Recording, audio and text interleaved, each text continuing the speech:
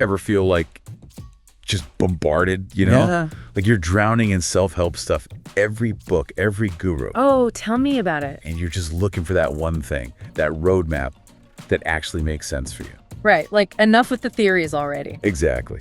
Well, this deep dive might just have the answer. Ooh, okay, I'm intrigued. We're diving into Ravi Katta's 7 steps to achieve success and design a life well lived. 7 steps, huh? Okay, manageable. Totally. And the best part is, it's all about action.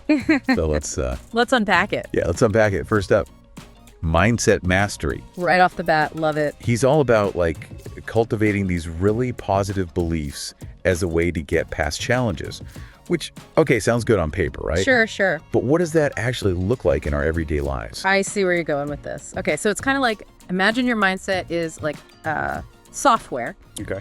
And to really thrive, you need to constantly be updating it. All right. Makes sense. Katta's really leaning into this whole growth mindset thing. Yeah. The idea that our potential, it isn't fixed. We can always learn and grow. So it's less about, I can't do this, and more about, I'm going to figure this out. Exactly. Challenges become these detours, not dead ends, right? I like that. So it's not, ugh, this is hard. It's more like, bring it on. What can I learn from this? Yes, that shift.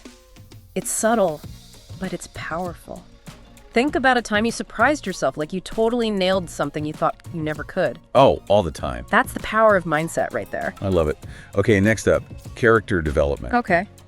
And I'll be honest, at first glance, it felt a A little, little outdated. yeah, like, am I reading Jane Austen all of a sudden? Yeah. But then, There's more to it. so much more. Right. It's about building up that core strength, that resilience. It's the foundation for, well, everything, really. And he keeps going back to adaptability. And how could he not? The world's changing so fast and You got to be ready to pivot. exactly. And underpinning all of this is integrity, which Katta's a huge proponent of. What's the link there between integrity and, well, everything else? Because real success, it's not just about checking things off your list, right? Right. It's about living in a way that reflects your values, your core beliefs, and integrity is the compass that keeps you on track. Ooh, I like that. The compass. Keeps you heading in the right direction, even when things get... Especially when things get tough. Exactly.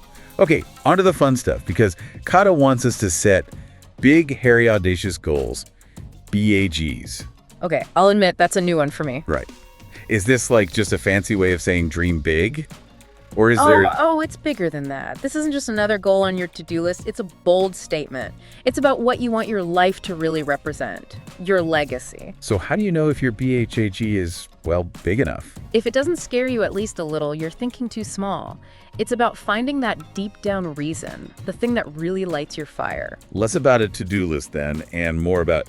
A vision board for your life. Yes. And that vision, it's going to be the fuel that drives you to take action consistently to make it real. I love that.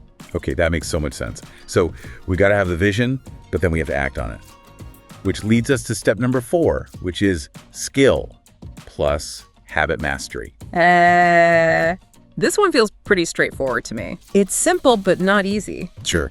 I mean, you figure out what skills you need to develop, you build the habits that support them, and boom, you're off to the races. Right, but... But the real magic is consistency. the dreaded C word. Us is not about quick fixes. It's about showing up day after day, even when you don't feel like it. Because those small wins, they add up. It's embracing the grind, knowing that it's like... Leading to something incredible. Yes. Okay, I am fired up. Which is perfect, because now Katta says it's time for massive action. Enough with the planning, right? Time to put those plans into action. Out of the nest. It's not just about dreaming big. You gotta be willing to take those scary, bold steps, and you gotta be persistent, especially when things get tough. Because it can't all be smooth sailing. If it were, everyone would be successful, right? So how do we get that resilience, that ability to bounce back? It's all about your perspective.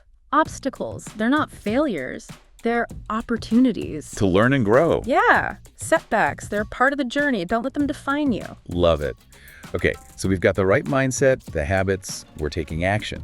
Now things get really interesting, Ooh, tell me more. because step 6 is all about giving back, which feels, I don't know, kind of unexpected and a framework for personal success. And yet it makes perfect sense. Think about it.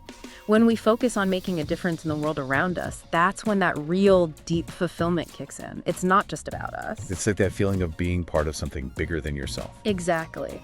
And that can be so grounding. It reminds me of a quote, the meaning of life is to find your gift. The purpose of life is to give it away. I love that. So success isn't this solo sport. It's about using what you've learned, what you've earned, to contribute, to lift others up. Couldn't have said it better myself. It creates a ripple effect. Yes, I love that. Okay, and finally, Katta wants us to design a life well lived. Now that's something I think we can all get behind. Right. But is it really achievable? It's about finding balance. We can't just be on all the time. It's about finding that sweet spot between crushing it professionally, but also nurturing your relationships. Making time for the things that light you up. Right, and prioritizing your well-being. It's about cultivating that inner peace. I'm hearing this and I'm thinking, this isn't about following some rigid formula, is it? It's more about designing a life that's in sync with you. 100%. What makes you come alive? What does a life well lived look like on your terms? Those are the questions to ask yourself. And then you make choices that support that vision. That's so good, and such a good reminder that this is a journey. It's your journey, no one else's. I love that. Okay, wow. We have covered a lot today. We have, but it's been great. So much good stuff. And just to reiterate, these 7 steps, they're not rules. They're guidelines. Exactly. Think of it like a buffet. You get to choose what works for you. What resonates. Exactly. Take what you need, leave the rest. It's your life, your journey. You are in the driver's seat. So as you're thinking about these steps, here's a question to ponder. If you could completely master one of these steps, just one, which one would have the biggest impact on your life? And more importantly, why? Ooh, that's a good one. Right. Lots to think about.